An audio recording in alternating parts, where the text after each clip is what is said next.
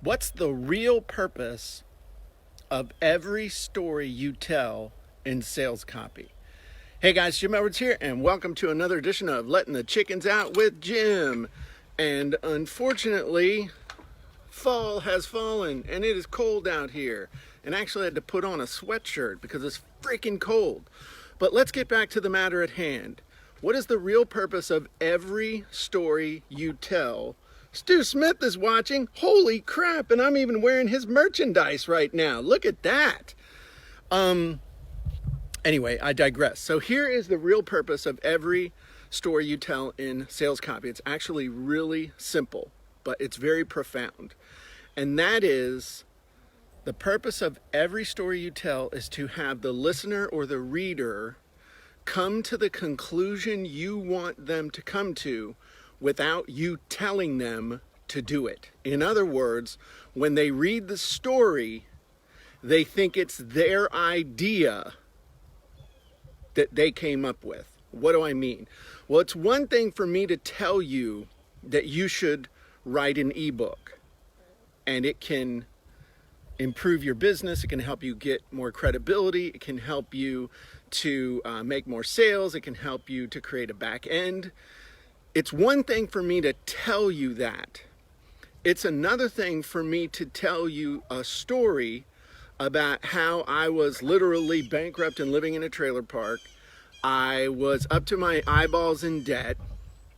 I decided to write a book, and then the book just flopped. I got rejected by a bunch of publishers. So one day, as if by chance, I was talking to a fraternity brother of mine at homecoming, which, funny enough, this weekend is William and Mary's homecoming, so it was 22 years ago this week that I had this meeting I'm telling you about. And that's no bullshit, that's the truth. And I talked to a guy and I asked a question that ended up changing my life forever. Hey, do you think I could sell my book on the internet? And he said, sure, why not? And then I tell you the story of how I figured out how to publish it. I figured out how to get it sold. I struggled with setting up a website, and then I struggled with all kinds of stuff with, writing sales copy and getting traffic and all these other things. And then I finally reveal how I succeeded and got it up to where it was making me $1,500 a month, which totally changed my life. And that's why I decided to start helping people, because they were asking me, how did you do this? How did you do this? Now, all of a sudden, if I tell that story, instead of telling you, you need to do this, you need to do that, I tell you the story of how I did it. In your mind, you say to yourself, well, that guy don't look too smart. And that's easy to do. If you saw the socks I was wearing right now, you would say, that guy don't look too smart. But anyway, but you look at me and you say, wow, that dude doesn't look too smart. If he can do it, I know I could do it. And so that's the whole purpose of any story you tell. It ultimately is to have people, to have them conceive an idea and to think the idea is their own. No matter what, and I really thought about this to think, because it was like, well, it's to see themselves in the story, and that can be a reason to tell a story. It's to make to have a moral of the story, and that you're trying to get them to think, and that's another reason to do a story. But ultimately, the bottom line reason to tell any story in your sales copy about anything, if you're using it in sales copy rather than using it to create community and all that other stuff, the purpose in sales copy is to have them conceive an idea without you telling them. And this is a really critical point, and I'll probably talk a little bit more about this in the future. But that's the reason why. And I'd love to have a debate. I would love for, prove me wrong on this in the comments down below. Seriously, prove me wrong.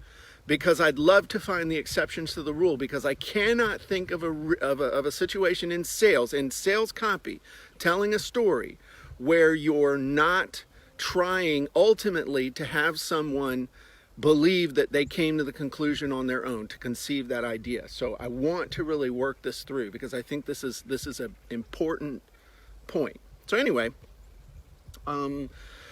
chickens are loving their dinner. And the only other thing I would say, for those of you out there who have ordered Copywriting Secrets, thank you.